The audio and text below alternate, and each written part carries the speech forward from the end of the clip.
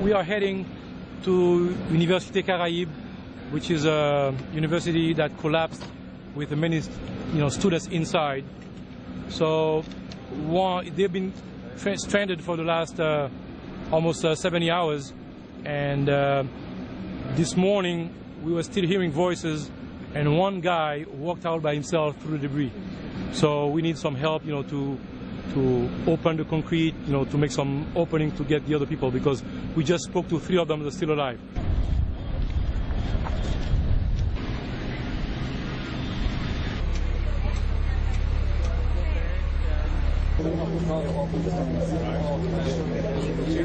Yes. Right. That's the void that he thought he saw is now collapsed, so it's better access from there. He's going to take me.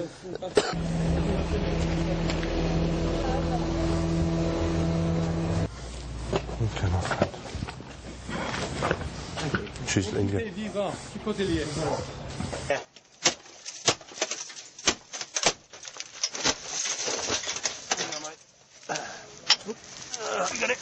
I was out today with the president of Haiti, and we discussed the search and rescue phase and how long we want to continue. And his words were, we need to continue as long as the population thinks there's hope. The first idea was actually to close by the end of tomorrow, but that is definitely going to be extended. As long as the population feels that there's hope, we will continue the search and rescue phase.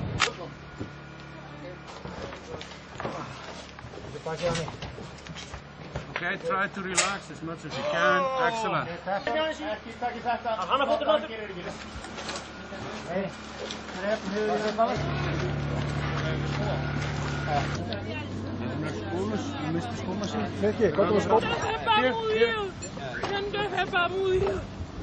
Are you okay?